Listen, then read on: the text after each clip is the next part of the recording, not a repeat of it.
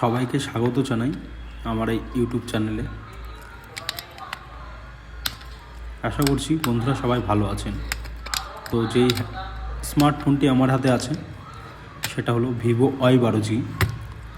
তো প্রথমত ডিসপ্লে তোলার ভিডিওটা করতে পারিনি, কারণ আমার কাছে স্ট্যান্ড নেই। যেটা সত্যি সেটাই বলছি, স্ট্যান্ড এখনও নিইনি, আমি অবশ্যই নেব।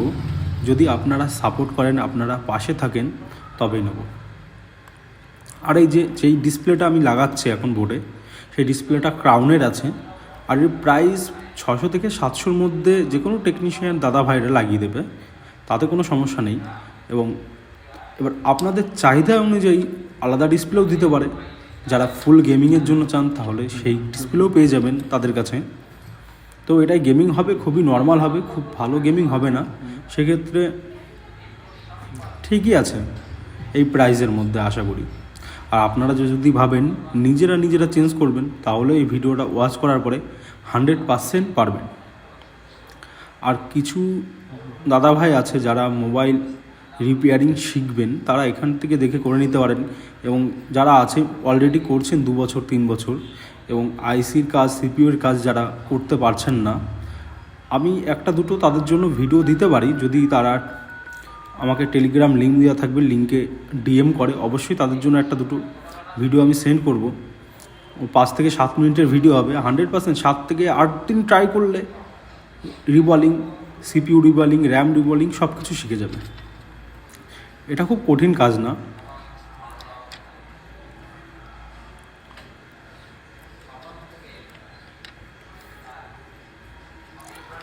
তো বেশি আর বকছি না, ভিডিওটা ওয়াচ করুন।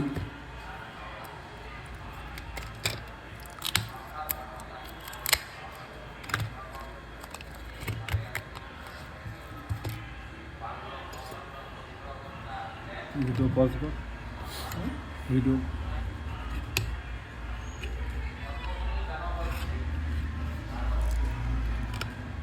প্রথমে ফ্রেমটাকে ভালো করে ক্লিন করে নিতে হবে, যাতে একটু মাত্র যে আঠা ছিল, পেস্টিংয়ের যে আঠা আছে, ওই আঠা একটু মাত্র না থাকে। তাহলে যে পেস্ট যখন করবেন, ডিসপ্লেটা এই ফ্রেমের উপরে বসাবেন, তখন ওটা অ্যাকুরেট বসবে না, একটু উঁচু নিচু হবে, তাদের প্রবলেম হতে পারে। আর আঠাটাও পারফেক্টভাবে লাগাতে হবে, তাহলে হালকা উঁচু নিচু হবে না, কিংবা ওই আলো বেরোবে না বাইরে। আর তাছাড়া প্রথমেই সরি বলে নিচ্ছি, কারণ ফার্স্ট ভয়েস দিচ্ছি ভিডিওতে, তো সেক্ষেত্রে আমার একটু প্রবলেম হচ্ছে। এর আগে যেহেতু কোনো দিন দিইনি ভয়েস, এই প্রথম দিচ্ছি। চেষ্টা করব যে ভালোভাবে সলিউশন দেওয়ার।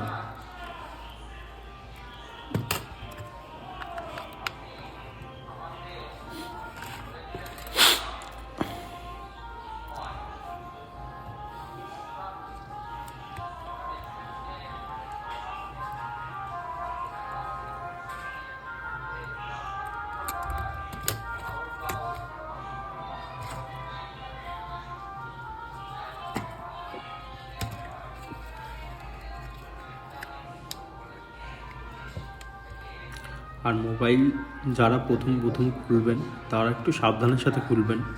কম্বোটা তোলার আগে যদি আপনাদের কাছে কম্বো সেপারেটর মেশিন আছে, সেগুলোতে হিট দিয়ে মিনিমাম 80-70 ডিগ্রি হিট ম্যানেজমেন্ট করে তারপরে যদি কম্বোটা তোলেন, ব্যাটারিটা তোলেন, তাহলে মোবাইলের ক্ষতিটা একটু কমই হবে। যে মিডিল ফ্রেমটা হবে সেটা ব্যান্ড হবে না, অনেক সমস্যার সমাধান থাকবে। আর হিট দিয়ে তোলার কিছুক্ষণ পরেই কাজটা শুরু করবেন, সঙ্গে সঙ্গে কাজটা করা ঠিক না। আমি যে আঠাটা ইউজ করছি সেটা হলো T7000। আপনারা চাইলে অন্য আঠা ইউজ করতে পারেন পেস্টিংয়ের জন্য। তো আমার কাছে এই ব্ল্যাক T7000 আঠাটা খুবই ভালো মনে হয়, এই কারণে ইউজ করি। আর আপনারা যদি সাপোর্ট করেন, তাহলে আমি চেষ্টা করবো পার ডে ভিডিও দেওয়ার, সমস্ত টাইপের ভিডিও দেবো। আমি কিছু শর্ট দিয়েছিলাম আইসির কাজ,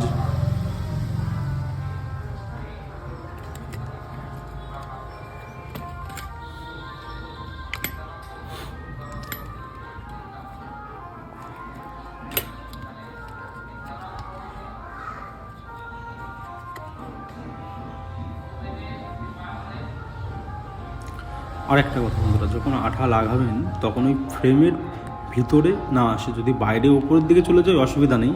আর ক্যামেরার যে পয়েন্ট আছে সেখানে খুব হালকাভাবে লাগাতে হবে, তারপর হালকা সর্না দিয়ে একটু বেশি গাঢ় করে দেবেন, অসুবিধা নেই, কিন্তু হালকা করে লাগাবেন, খুবই অল্প পরিমাণে, ফ্রেমের ভিতরে যেন না পড়ে। ওই ফ্রেমের ভিতরে যদি পড়ে, যেইটুকু লিকুইড আঠা আপনার ডিসপ্লের মধ্যে ঢুকবে, তাতেই কাস্টমারের কিছুদিন পরে দেখা গেল সমস্যা হতে পারে। কিংবা আপনি যদি নিজেরা করেন তাহলে আপনাদের ফোনেও দেখা গেল কিছুদিন পরে সমস্যা হতে পারে। কাজটা করা খুবই কঠিন না, 1-2 দিন আমার ভিডিও ওয়াচ করলে আপনারা নিজেরাও করতে পারবেন।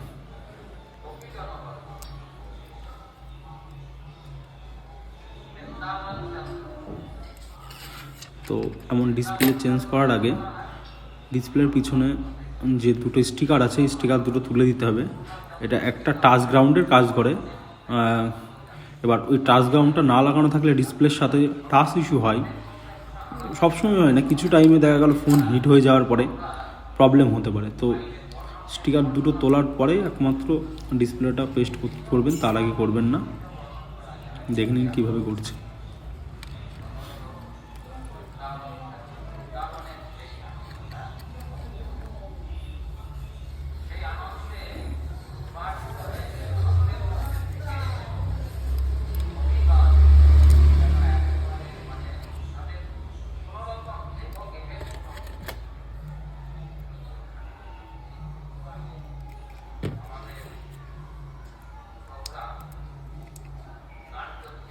ভিডিও পজ কর।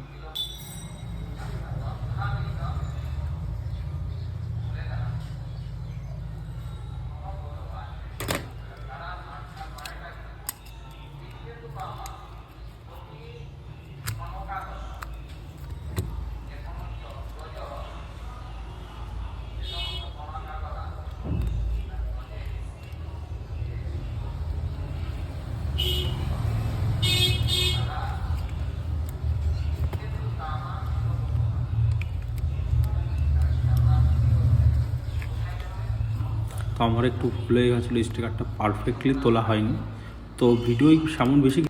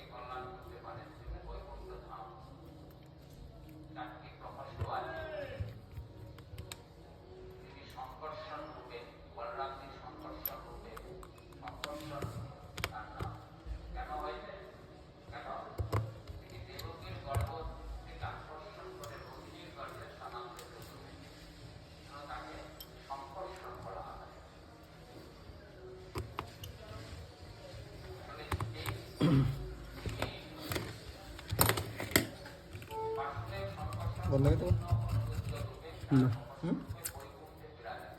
Kamera dong jadi senang berarti. Back প্যানেলটা লাগানোর আগে পিছনের আঠাটা ভালো করে ক্লিন করে নিন। তো ব্যাকের আঠাটা পুরো ক্লিন হলে যে প্যানেল হালকা উঁচু থাকবে না এবং মোবাইলটা দেখতে ভালো লাগবে। তো আমি এখানে সেম আঠা ইউজ করব, আপনারা চাইলে অন্য আঠা ইউজ করতে পারবেন। তো আপনাদের যেটা মনে হয় সেটা করতে পারেন। আর যদি ভাবেন কি 7000, 8000, 9000 যেটা হচ্ছে ইউজ করবেন, করুন, অসুবিধা নেই, সবই ভালো। আমার কাছে এটা বেটার লেগেছে, তাই আমি এটা ইউজ করছি। তো সব কিছু লাগানোর পরে আপনারা চাইলে টেপও লাগাতে পারেন কিংবা গার্ডারও ইউজ করতে পারেন। আমি এখন গার্ডার ইউজ করছি, গার্ডারটা বেটার হয় ইউজ করলে, আর টেপ ইউজ করলেও খারাপ হয় না, বেটার হয়। তো গার্ডারটা সাবধানে ইউজ করবেন।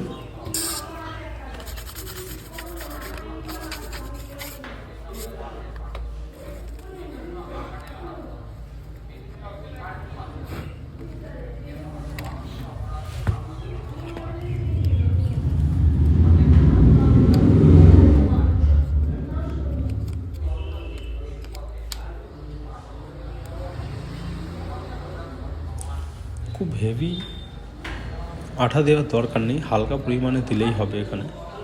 আর একদম কর্নারে দেবেন না, কর্নারে একটু আগে দেবেন, নইলে আঠাটা দেখা যাবে বাইরে থেকে। একদম কর্নারে দেওয়ার কোনো প্রয়োজন নেই, সামান্য হালকা হালকা পড়লেই এতেই এনাফ।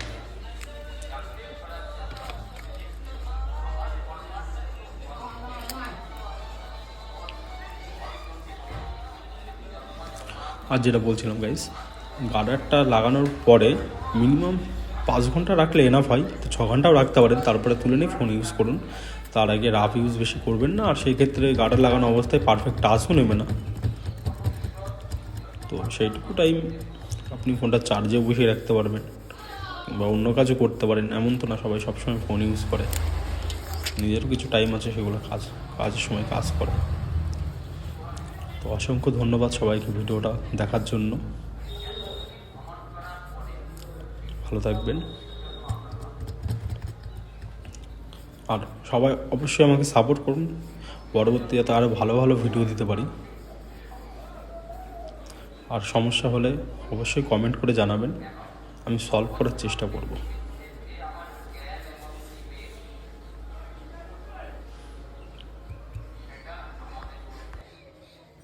মনে হচ্ছে মিটিং ফাঁকা হয়ে গেল বাড়া।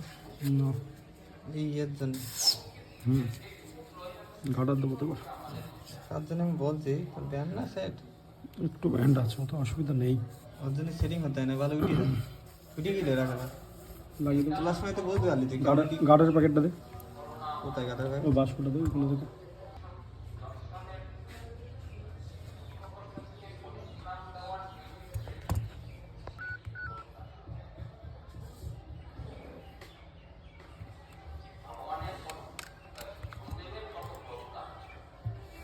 এয়ারটেল ছিল তো।